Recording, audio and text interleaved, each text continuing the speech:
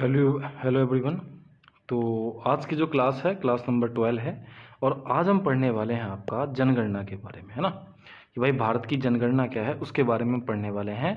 मतलब जनगणना के बारे में हम पढ़ेंगे। और जनगणना कौन सी जनगणना के बारे में पढ़ेंगे? 2011 की। क्यों?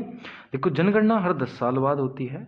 तो हर 10 साल बाद होती है, मतलब 2021 की भी जनगणना हो चुकी है, लेकिन अभी 2021 की जनगणना का डाटा नहीं आया है। तो जब तक डाटा नहीं आता तो जनगणना से क्वेश्चन आपको हर एग्जाम में मिलते हैं। और यूपी पुलिस का तो फेवरेट है कि आपको एक क्वेश्चन मिलना ही होता है जनगणना से। तो इसी वीडियो के अंतर्गत आपको सब कुछ मिल जाएगा, एक क्वेश्चन भी आपका मिल जाएगा। तो वीडियो पूरी देखनी है। चैनल को लाइक नहीं किया है तो लाइक कीजिए, बेल आइकन का बटन जरूर दबाइए, जिससे कि आने वाले लेटेस्ट वीडियो आपको सबसे पहले मिलेंगे, है ना। जब तक आपको शेयर करना बिल्कुल ना भूलें और अपने दोस्तों तक पहुंचाएं इस बात को कि भाई बहुत अच्छा पढ़ाया जा रहा है, आपको ये वीडियो देखनी चाहिए, ठीक है। तो 2011 की जनगणना के बारे में हम जानेंगे। तो बिना टाइम वेस्ट किए हम चलते हैं सीधे जनगणना पर।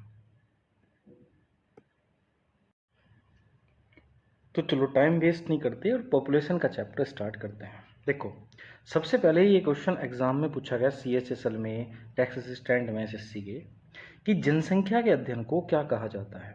तो ध्यान रखना है कि जनसंख्या की स्टडी करने को क्या बोला जाता है? जनसंख्यांकिकी कहा जाता है।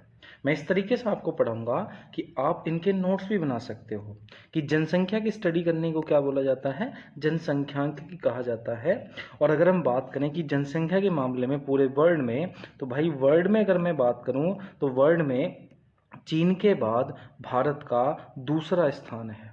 चीन के बाद भारत का कौन सा स्थान है? तो भैया दूसरा स्थान है चीन के बाद। देखो, जनगणना जो होती है वो हर 10 साल बाद होती है ना। और जो 2011 की जनगणना है उसके आधार पर भारत की जो जनसंख्या है वो 121 करोड़ है ना। और पूरे विश्व की जनसंख्या का 17.5% जनसंख्या जो है वो भारत में निवास करती है। मतलब अगर कोई आपसे पूछे कि पूरे विश्व में भारत की कितने परसेंट जनसंख्या है, तो पूरे विश्व की भारत में 17.5% जनसंख्या रहती है। और जो ये चीन है, चीन में जो है पूरे विश्व की 18% जनसंख्या निवास करती है। तो विश्व में पहले स्थान पे आता है चीन और दूसरे स्थान पे आता है आपका भारत। अगर मैं भारत की बात करूं तो भारत की जनसंख्या जो है वो उत्तरी अमेरिका महाद्वीप, दक्षिण अमेरिका महाद्वीप और ऑस्ट्रेलिया महाद्वीप की संयुक्त जनसंख्या से अधिक है। मतलब अगर मैं जोड़ूं उत्तरी अमेरिका की, दक्षिण अमेरिका की और प्लस ऑस्ट्रेलिया महाद्वीप की, अगर मैं सारों की जनसंख्या जोड़ूं तो उनसे भी ज़्यादा है किसकी जनसंख्या? भारत की जनसंख्या। ठीक।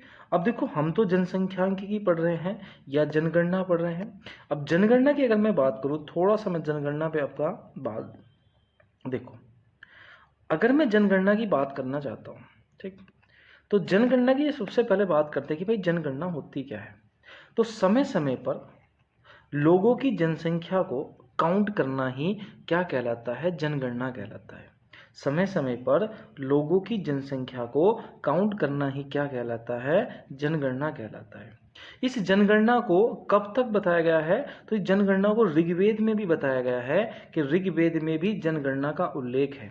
और जो आपका चाणक्य है जिसकी पुस्तक अर्थशास्त्र है, मतलब चाणक्य की पुस्तक अर्थशास्त्र में भी जनगणना का आपको क्या मिलता है? उल्लेख मिलता है।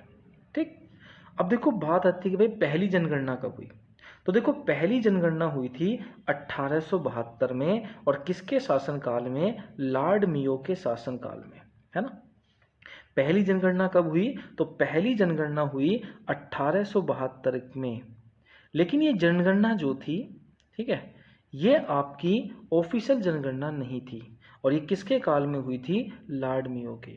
अब बात आती है कि भाई भारत की पहली जनगणना कब हुई।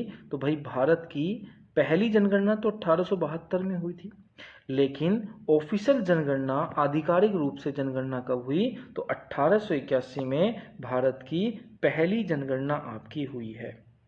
ठीक। पहली जनगणना कब हुई है? तो भाई भारत की पहली जनगणना जो है वो आपकी 1881 में हुई है। ठीक। देखो, पहली जनगणना कब हुई? 1872 में लॉर्ड मियो के शासनकाल में। और भारत की पहली संक्रमिक जनगणना, ठीक है, 1881 में हुई लॉर्ड रिपन के शासनकाल में। ठीक, मतलब अगर कोई आपसे पूछे पहली जनगणना कब हुई तो आंसर दोगे 1872 में, लेकिन पहली संक्रमिक जनगणना 1881 में हुई। संक्रमिक मतलब क्या है कि हर 10 साल में जनगणना आपकी होती है, हर 10 साल में क्या होती है, जनगणना होती है। तो 1881 से लॉर्ड रिपन के समय से हर 10 साल में जनगणना होने लगी हैं, और 1881 से अब तक जो है कितनी बार जनगणना हुई है, तो 15 बार जनगणना हो चुकी है। 8 बार तो हुई है स्वतंत्रता से पहले, और 7 बार हो गई है स्वतंत्रता के बाद। आज़ादी से पहले कितनी बार जनगणना हुई, 8 बार, और आज़ादी के बाद जो है आपकी कितनी बार जनगणना हुई है, 7 बार। टोटल कितनी जनगणना हुई है, 10 जनगणना हुई है। ठीक, तो अगर कोई आपसे पूछे कि भाई पहली जनगणना लॉर्ड मियो के शासनकाल में, हर 10 साल में जनगणना होती है, तो 10 साल वाली पहली जनगणना कब हुई, 1881 में लॉर्ड रिपन के समय।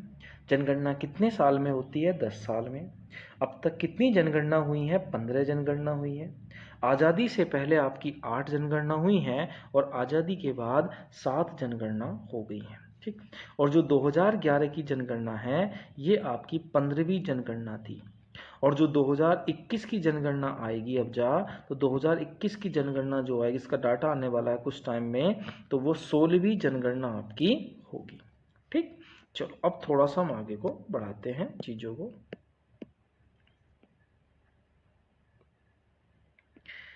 अब देखो बात आती है, ऐसी आती है कि भाई जनगणना जो है हर 10 साल में एक डाटा आता है कि कितनी जनसंख्या बढ़ी। देखो हर बार जनसंख्या हर 10 साल में बढ़ती है, लेकिन जब हमने जनगणना कराई 1921 की, तो 1921 की जो जनगणना है वो भारत की पहली ऐसी जनगणना है अब तक की जिसमें जनसंख्या जो थी घटी थी। भारत की पहली जनगणना कौन सी है जिसमें जनसंख्या घटी थी, तो भैया वो जनगणना थी आपकी 1921 की जनगणना। कौन सी थी, 1921 की जनगणना जो है इसमें पहली बार जनसंख्या जो है वो आपकी घटी थी, और कितनी गिरावट आई थी, तो गिरावट आई थी 0.31% की। ठीक, और ये इतिहास में पहली ऐसी जनगणना है 1921 की जब आपकी जनसंख्या में क्या आई थी, गिरावट आई थी। देखो, और 2011 की जो जनगणना है इसके अगर मैं डाटा की बात करूं कि भाई कैसे कैसे डाटा है, तो 2011 की जो जनगणना है, ठीक, ये जनगणना ऐसी है जो धर्म पर भी आपके काउंट हुई है, जनजाति भी काउंट हुई है, अनुसूचित जाति, जनजाति, इन सबको काउंट किया गया है आपका किसमें, 2011 की जनगणना में। ठीक, अब देखो, अब देखते हैं कि कितनी जनगणना हुई है। देखो 1911 में देखते हैं कि 1911 से ले स्टार्ट करी है, तो 1911 से 21 में भैया 5% की बढ़ोतरी हुई। 1921 में देखो, 1921 में कब घटा है, तो 0.31%, 0.31% की गिरावट आई है। और जो 2011 की जनगणना है ये टोटल कितनी बड़ी है, तो ये बड़ी है जी आपकी 10.64%। कितनी बड़ी है, 10.64% जो है 2001 से 2011 की जनगणना बड़ी है। ठीक, दिल्ली पुलिस हेड कांस्टेबल में भी आया है अभी इस बार के एग्जाम में ये। अब देखो, अगर मैं बात करूं 2011 की जनगणना की, है ना, तो 2011 की जो जनगणना है, ठीक, इसका शुभंकर क्या था, तो इसका शुभंकर था कि एक महिला थी, उसने अपने हाथ में क्या ले रखा था, लैपटॉप ले रखा था। एक शिक्षक का महिला जिसके हाथ में क्या था, लैपटॉप, और इसका आदर्श वाक्य था 2011 की जनगणना का, हमारी जनगणना हमारा भविष्य, हमारी जनगणना हमारा भविष्य। और इसकी रिपोर्ट कब आई, तो देखो 31 मार्च 2011 को जारी की गई गणना स्टार्ट करनी, और इसकी रिपोर्ट आई थी आपकी ठीक 3 साल बाद आपकी इसकी रिपोर्ट आई है। और इस जनगणना में पहली बार अंडमान निकोबार द्वीप समूह की कुछ जनजाति भी आपकी शामिल करी गई हैं। जनगणना में देखना कि किसको शामिल नहीं किया था, तो भैया जनगणना में किसको शामिल नहीं किया था, ट्रांसजेंडर को कभी भी शामिल नहीं किया गया है अभी तक, क्योंकि ये तो न तो पुरुष होते हैं और ना ही महिलाएं होती हैं, तो ट्रांसजेंडर को जनगणना में शामिल नहीं किया जाता है। ठीक, अब देखो, अगर मैं जनगणना की बात करूं कि भाई सबसे ज़्यादा जनसंख्या वाला राज्य कौन सा है, ठीक, देखो अगर सबसे ज़्यादा जनसंख्या वाला राज्य देखूं तो सबसे ज़्यादा जनसंख्या वाला राज्य है उत्तर प्रदेश, है ना। कि सबसे अधिक पॉपुलेशन वाला राज्य कौन सा है, उत्तर प्रदेश। उत्तर प्रदेश की 19 करोड़ जनसंख्या है और पूरे भारत की 16.5% जनसंख्या कहाँ निवास करती है, यूपी में। दूसरे नंबर पर आता है महाराष्ट्र में। महाराष्ट्र की कुल जनसंख्या है 11 करोड़ और पूरे भारत की 9.28% जो है जनसंख्या कहाँ निवास करती है, तो वो निवास करती है महाराष्ट्र में। बस इतनी बात आपको ध्यान रखनी है। पहले पर कौन है, यूपी है, और दूसरे पर कौन है, महाराष्ट्र है। अगर मैं कम की बात करूं, भाई कम किसकी है, तो देखो कम की बात करूं तो कम में पहला स्थान आता है सिक्किम का। सबसे अधिक कम पॉपुलेशन वाला राज्य कौन सा है, सिक्किम है। लेकिन अगर मैं इसी चीज को केंद्र शासित प्रदेश में ले जाऊं तो भैया लक्षद्वीप का आता है, ठीक। अब देखो, अगर मैं बात करता हूं कि 2011 की जनगणना के आधार पर, है ना, तो 2011 की जनगणना के आधार पर हम देखें तो कुल जनसंख्या बढ़ी थी 17.5% या 17.64% जो है टोटल जनसंख्या बढ़ी थी। लेकिन अगर कोई आपसे पूछे कि 2011 की जनगणना का औसत बताओ कि भाई इसका औसत क्या है, तो 2011 की जनगणना का औसत है 1.64%। 2011 की जनगणना का औसत क्या है, 1.64%। लेकिन अगर आपसे कोई पूछे कि भाई 10 साल में सबसे ज़्यादा वृद्धि किस केंद्र शासित प्रदेश ने या राज्य ने करी, तो 10 साल में सबसे ज़्यादा जनसंख्या बढ़ी है दादर नगर हवेली की। दादर नगर हवेली की जो 2001 में जन पॉपुलेशन थी और जो 2011 में है उसमें बढ़ोतरी आई है 55%। मतलब सबसे अधिक पॉपुलेशन बढ़ने वाला राज्य कौन सा बढ़ा है, दादर नगर हवेली बढ़ा है, ठीक। और सबसे कम किसका बढ़ा, तो भैया सबसे कम बढ़ा है नागालैंड का, ठीक है। नागालैंड एकमात्र ऐसा राज्य है जहां पर जनगणना में आपकी बढ़ोतरी ना के समान ही हुई है। तो नागालैंड एकमात्र ऐसा राज्य है जहां की जनगणना क्या हुई है, बढ़ी नहीं है, ठीक। इतनी बात आपको ध्यान रखनी। अब देखो, भारत के अगर लिंग अनुपात की बात करूं तो भैया जो भारत का लिंग अनुपात है वो 1000 पुरुषों पर लिंग अनुपात काउंट होता है और भारत का लिंग अनुपात है 943। मतलब 1000 पुरुषों पर कितनी महिलाएं हैं, तो 943 महिलाएं हैं। 1000 पुरुषों पर कितनी महिलाएं हैं, 943 महिलाएं हैं। और 2001 में क्या था, 933 था। मतलब 2011 में 10 का एवरेज बढ़ा है। तो भारत का लिंग अनुपात कितना है, तो भारत का लिंग अनुपात है 943। कितना है जी, 943 है। चलो थोड़ा सा आगे हम बढ़ते हैं।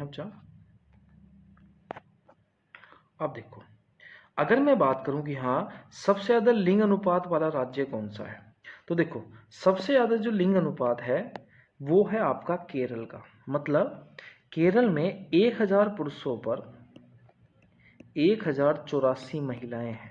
तो अगर कोई आपसे पूछे कि सबसे अधिक लिंग अनुपात किसका है, तो केरल का है। देखो आरआरबी एनटीपीसी में पूछा गया, सीपीओ में पूछा गया, सीजीएल के प्री में आपका पूछा गया कि सबसे अधिक लिंग अनुपात किसका है, तो केरल का है। और केरल का अनुपात कितना है, 1000 पुरुषों पर 1084 महिलाएं। उसके बाद पौंडीचेरी का दूसरा स्थान है, ये 1000 पुरुषों पर 1037 महिलाएं हैं।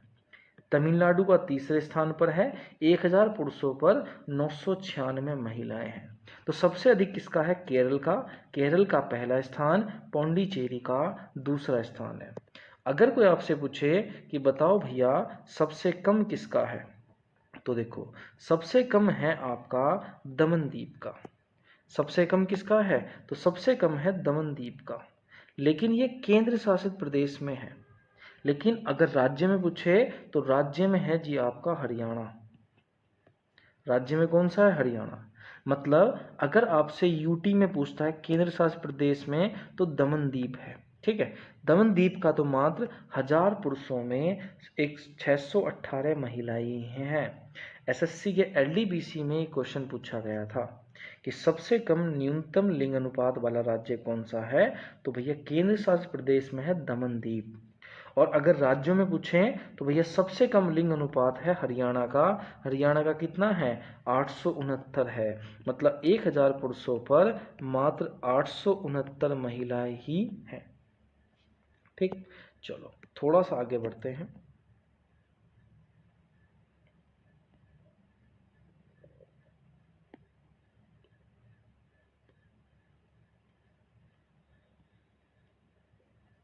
अब देखो हम बात करते हैं साक्षरता की, कि भाई पढ़े लिखे कैसे हैं। देखो भारत की जो साक्षरता है वो कितनी है?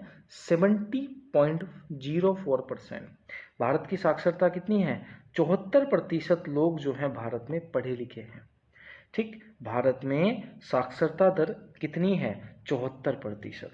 अब ये पढ़े लिखे से मतलब क्या होता है? देखो पढ़े लिखा मतलब ये होता है कि 7 वर्ष या उससे अधिक आयु का व्यक्ति जो किसी भी भाषा को समझ ले के साथ पढ़ ले, ठीक है, उसे साक्षर माना जाता है। जो डाटा काउंट होता है कि भाई भारत की साक्षरता दर कितनी है, तो ये साक्षरता दर किस बेस पर, क्या क्राइटेरिया होता है कि 7 वर्ष या उससे अधिक का बच्चा जो किसी भाषा को समझ ले, उसको पढ़ ले, उसको लिख ले, तो वो साक्षर माना जाता है। और भारत का साक्षरता दर कितनी है? 74% है। और तुम खुद देख सकते हो कितनी बार एग्जाम में पूछा गया है। ठीक, तो भारत की साक्षरता दर कितनी है? 74%। जिसमें महिलाओं की कितनी है? तो 64% जो है महिलाएं आपकी पढ़ी लिखी हैं। कितने परसेंट महिलाएं पढ़ी लिखी हैं? तो भैया 64%। मतलब देखो अगर कोई पूछे कि टोटल कितनी है, टोटल साक्षरता दर, तो भैया 74। फीमेल कितनी है, महिलाएं कितनी है भारत में पढ़ी लिखी? तो मात्र 64%। और मेल कितने हैं, पुरुष कितने हैं पढ़े लिखे? 82%।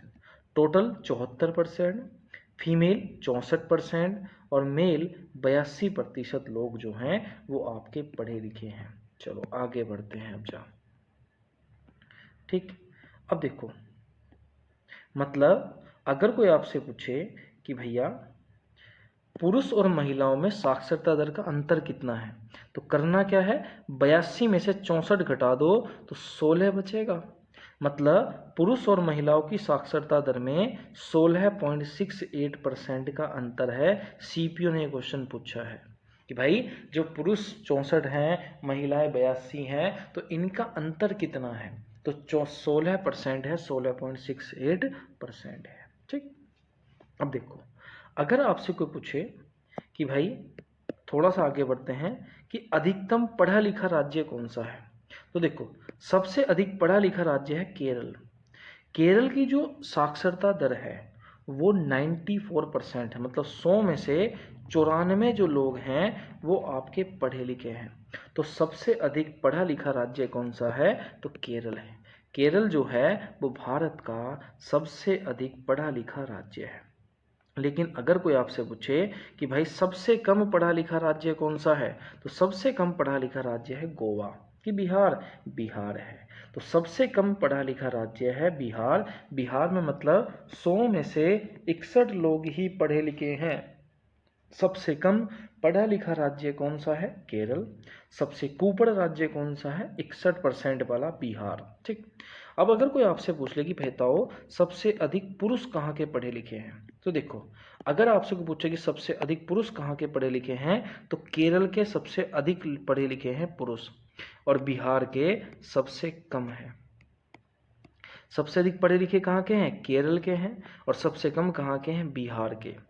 सबसे अधिक महिलाएं जो हैं, अधिक साक्षरता कहाँ की है? केरल की है। मतलब केरल का ओवरऑल भी है, महिलाओं में भी है और मेल में भी आपका केरल का ही पहला स्थान है। ठीक, उसके बाद अगर कोई आपसे पूछे कि भैया जनसंख्या घनत्व क्या होता है, जैसे अगर कोई आपसे पूछता है कि भाई जनसंख्या घनत्व क्या होता है, देखो जनसंख्या घनत्व कैसा होता है कि 1 किलोमीटर पर कितने लोग रह रहे हैं, इसका एवरेज ही होता है जनसंख्या घनत्व। 1 किलोमीटर के क्षेत्रफल पर कितने लोग रहते हैं उसका औसत निकालना ही क्या है? क्या है? जनसंख्या घनत्व है। और भारत का जनसंख्या घनत्व कितना है? 382 वर्ग मीटर प्रति किलोमीटर है। कि 1 किलोमीटर पर 382 लोगों का रहने का क्या है? आपका क्या है, औसत है। तो भारत का जनसंख्या घनत्व कितना है, 382 वर्ग किलोमीटर है। अगर कोई आपसे पूछे कि सबसे अधिक जनसंख्या घनत्व वाला राज्य कौन सा है, तो सबसे अधिक जनसंख्या घनत्व है दिल्ली का।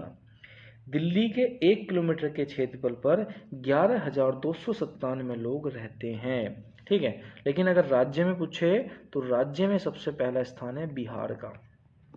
ठीक, मतलब सबसे अधिक जनसंख्या घनत्व वाला केंद्र शासित प्रदेश है दिल्ली, और राज्य कौन सा है आपका, बिहार है। ठीक, ये वाली बात आपको ध्यान रखनी है। अब देखो, अगर कोई आपसे पूछे कि सबसे कम जनसंख्या घनत्व किसका है, तो भैया सबसे कम जनसंख्या घनत्व है अरुणाचल प्रदेश का। किसका है जी, सबसे जनसंख्या कम घनत्व है अरुणाचल प्रदेश का है, और अरुणाचल प्रदेश का मात्र 17 ही है। और ये क्वेश्चन आपका खुद देख सकते हो कितने एग्जाम में पूछा गया है। तो सबसे कम किसका है, अरुणाचल प्रदेश का है, मात्र 17 लोग ही रहते हैं 1 किलोमीटर पर। अंडमान निकोबार में 46 रहते हैं, मिजोरम में 52 का एवरेज है। ठीक, चलो आगे बढ़ते हैं। अब देखो, अनुसूचित जाति की बात करते हैं, अनुसूचित जनजाति की, है ना, क्योंकि 2011 की जनगणना जो है इसमें पहली बार जो है अनुसूचित जाति, अनुसूचित जनजाति की बात आपकी करी गई है। ठीक, अब देखो, अगर कोई आपसे पूछे कि अनुसूचित जनजाति की कुल संख्या कितनी है, कि जो आपका एसटी वाले लोग हैं, ठीक है, इनकी जनसंख्या कितनी है, तो भारत के हिसाब से अनुसूचित जनसंख्या का जो लोग हैं वो कितना है भैया, भारत की कुल जनसंख्या का 8.6% लोग जो हैं वो आपके एसटी में आते हैं। और कितना बैठेगा, तो ये बैठेगा 10.42 करोड़ पर, मतलब 10 करोड़ लोग जो हैं वो आपका एसटी में आते हैं। सबसे अधिक जो लोग हैं अनुसूचित जाति के, अनुसूचित जनजाति के, एसटी के लोग, वो सबसे ज़्यादा किस राज्य में हैं, तो मध्य प्रदेश में आते हैं सबसे ज़्यादा आपके अनुसूचित जनजाति की जनसंख्या। सबसे अधिक किस राज्य में है अनुसूचित जनजाति की जनसंख्या, मध्य प्रदेश में। ठीक, अनुसूचित जनजाति की अगर मैं बात करूं कि लिंग अनुपात कितना है, तो 990 है। 1000 पुरुषों में एसटी के लोगों के, महिलाओं का एवरेज कितना है, 990। ठीक, और सबसे अधिक जो आपका ये आपका जनसंख्या है वो गोवा में देखने को मिलती है।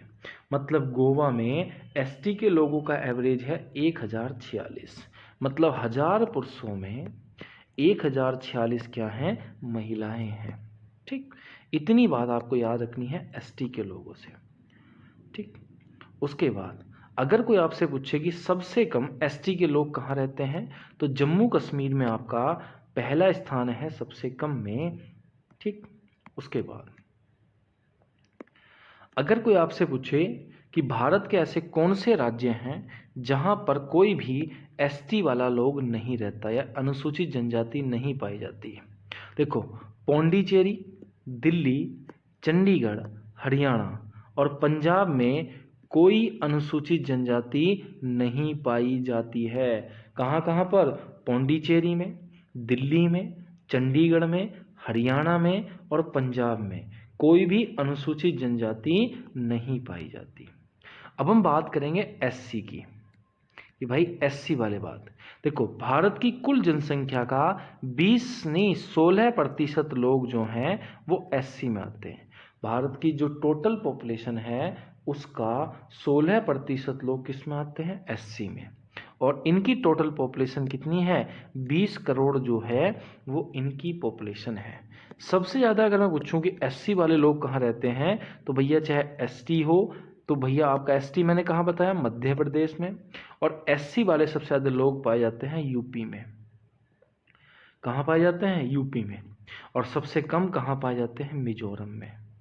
सबसे अधिक एससी की जनसंख्या कहाँ है, यूपी में, और सबसे कम कहाँ है, मिजोरम में। ठीक, इतना बात आपको ध्यान रखना है एससी से, कि सबसे अधिक कहाँ है, यूपी में है एससी सबसे ज़्यादा अधिक, और सबसे कम कहाँ है, मिजोरम में है। टोटल पॉपुलेशन कितनी है, 20 करोड़, और भारत की कुल पॉपुलेशन का कितने परसेंट एससी है, 16.6% आपका लोग हैं। ठीक, चलो थोड़ा सा आगे हम बढ़ाते हैं अब। ठीक,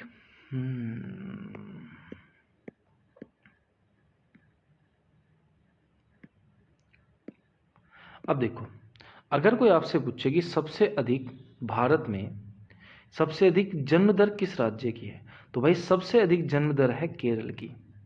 सबसे अधिक जन्म दर किसकी है? केरल की है। ठीक है, सबसे अधिक की सबसे कम? सबसे कम है केरल की। सबसे कम आपकी जन्म दर किसकी है? केरल की। अगर कोई आपसे पूछे कि भाई सबसे ज़्यादा महिलाओं पढ़ी लिखी में और पुरुषों में पढ़े लिखों में सबसे ज़्यादा अंतर किस राज्य में है, तो राजस्थान में है। तो राजस्थान में क्या है कि भाई सबसे कम पढ़ी लिखी महिलाएं हैं और अधिक पुरुष पढ़े लिखे हैं। जैसे महिलाएं मात्र 52% है और पुरुष 79% हैं, तो सबसे अधिक आपका अंतर कहाँ देखने को मिलता है? तो भैया मिलता है आपका राजस्थान में। उसके बाद लास्ट पॉइंट आपको जो याद रखना है कि हर साल 11 जुलाई को हम क्या बनाते हैं? जनसंख्या दिवस मनाते हैं। हर साल 11 जुलाई को हम जनसंख्या दिवस मनाते हैं। तो ये जनसंख्या का टॉपिक हमारा पूरा हो गया। जितने आपको पेपर में आने हैं इसी से आपको मिल जाएगा। मिलते हैं नेक्स्ट वीडियो में, तब तक के लिए जय हिंद, जय भारत।